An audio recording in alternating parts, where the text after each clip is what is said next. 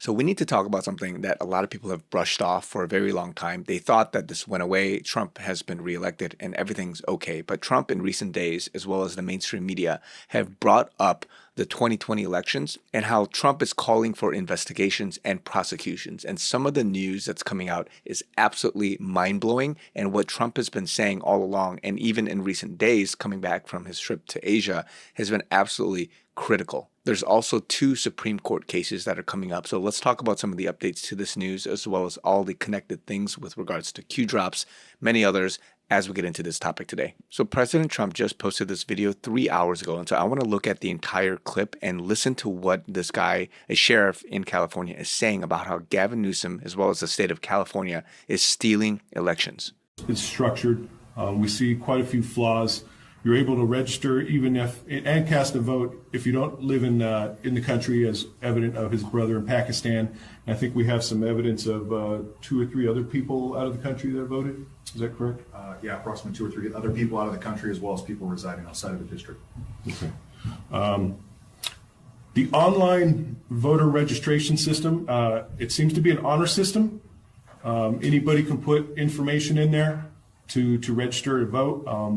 All you have to do is click a box and say that you're not lying, and then you'll get an email from the Secretary of State or something in the mail saying, thank you for registering to vote. And there you are. Once you're on the voter rolls, anytime an election comes around, guess what? You get mailed a ballot, right? You get mailed something to vote. So we found that a little bit problematic. Remember, he's admitting to the fact that you can easily put your name in there, and by an honor system, you can go and vote. And so this is one problem of many that Trump has brought light to, but a lot of people brush it off like it's nothing. And in fact, some of the articles that are being posted by the mainstream media, if you look at even the Washington Post, when you read any of these articles by any mainstream media, they're always saying, oh, he's falsely accusing, the 2020 elections of being rigged and all that stuff. And the language that they are saying, election deniers, continuation of Trump's years-long effort to question the results of an election he lost. So they're making these statements to say he lost, he's lying, and he's alleging these things, but it didn't happen. He lost fair and square. And so they're always shoving this down your throats. And as Trump has always said, and this is from a tweet even like 3-4 days ago, that it was the biggest scandal in American history, and it's being propped up by the mainstream media, by people that are in the dark or that are just, sheep that follow the crowd, and the loudest voices are amplifying this as if it's a reality. And even though they do that, we know what the truth is. By we, I mean those that have researched the Anons and those that stood in 2020, like myself, that have called for some investigation to look at what's really going on. So Trump here is saying, what's worse, the NBA players cheating at cards and probably much else, or the Democrats cheating on elections. The 2020 presidential election being rigged and stolen is a far bigger scandal. Look at what happened to our country when a crooked moron became our president. We know everything. Listen to what he's saying. We know everything. I hope the DOJ pursues this as much gusto as befitting the biggest scandal in American history. If not, it will happen again, including the upcoming midterm elections. And listen to this part. No mail-in or early voting, and say yes to voter ID. Watch how totally dishonest the California prop vote is. And again, that other video that you saw earlier, millions of ballots being shipped. Get smart, Republicans, before it's too late. So he's literally calling out what the playbook is, what the problems are, and that we've got to make sure that we stand up as a unified voice to call for the prosecution of this, as well as fixing this.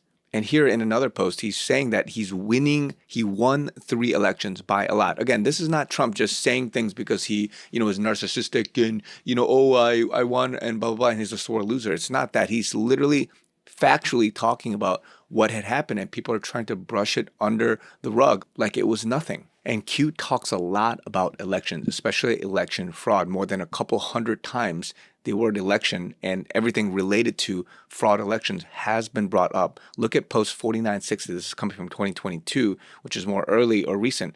But why do some elections take more than a day to count? Can cheating be done after the polls are closed? Who controls the poll books? Who controls the databases? Who controls the elections? Why are extra ballots printed? If someone doesn't vote, can bad actors hijack their vote? How? Why did the National Guard activate cybersecurity teams? Who gave the order to activate the cybersecurity teams? Why? To protect the elections? to claim the midterms are safe. Safe from what? Setting the stage. Watch carefully. White hats have secured many systems, but problems still remain. You have all the tools you need. Vote. And that's why in 2020 and 2022 and even 2024, Trump has called people to come out and vote. If we overwhelm them by the numbers, then it's going to be harder for them to cheat. This line has come up many times, but Q says, how do you safeguard U.S. elections post POTUS? How do you remove foreign interference and corruption and install U.S.-owned voter ID laws and other safeguards? It had to be this way. And by that, I mean 2020, Biden coming up, and all this stuff so that you can, as it says here, sometimes you must walk through the darkness before you see the light. Remember, a lot of people are brushing this off like, oh, like just get over it and whatever and blah, blah, blah. But you got to remember, this is illegal. This type of stuff is criminal to the highest order. If you steal an entire election for a country for the highest ranking office of the land, then what are you going to do with it? You have consequences. But at the same time, Trump has to do this not in a way where he's subverting and making it sound like he's a dictator and all that stuff, but he has to do it in a methodical way that's legal and that's digestible, palatable for the public so that they can receive it. And the majority, those that are awake, and by that I mean not woke, but you are aware of what's going on in the world, you can come to that same conclusion, you can take action, and then we can go out and in a majority be able to fight it. So that, yes, there's always going to be people that are going to be clueless. They're going to be sheep. They're not going to know what's what. They're just going to believe the loudest voice in the room. By that, I mean those that are just crying wolf through the logical fallacy of, oh, yeah, it's not true. It's all Trump being a sore loser and all that stuff. But really, you got to step back, do the research, and then in some sense say, hey, let's get to the bottom of it instead of gaslighting us to thinking that this is the reality and the truth. And that's what a lot of, sadly, history is. The history being won by the victor, and they write whatever they want to write. And so the same is happening now unless we do something about it. And so take a look at this.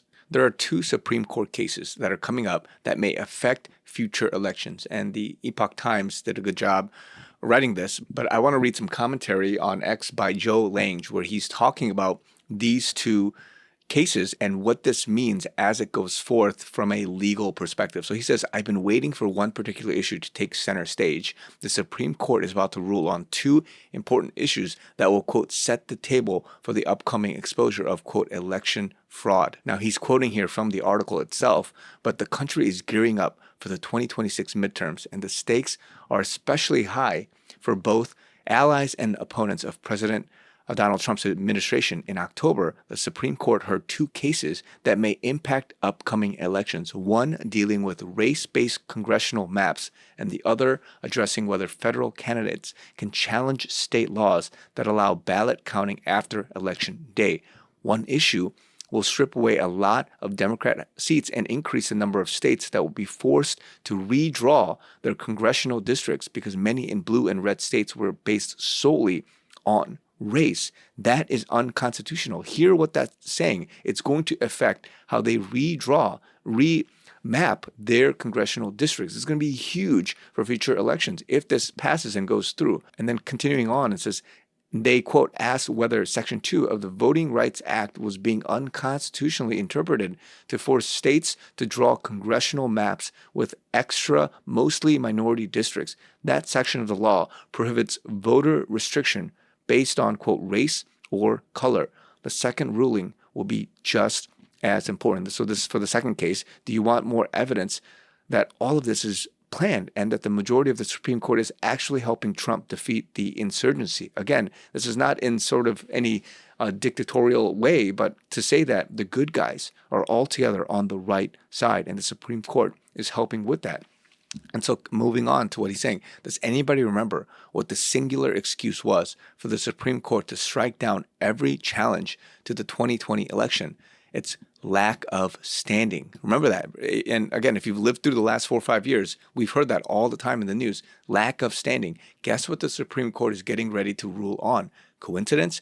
Quote, and this is again back from the article, Representative Mike Bost of Illinois and 2 presidential electors filed suit in 2022 challenging Illinois regulations that allow counting of mail-in ballots up to 2 weeks after an election.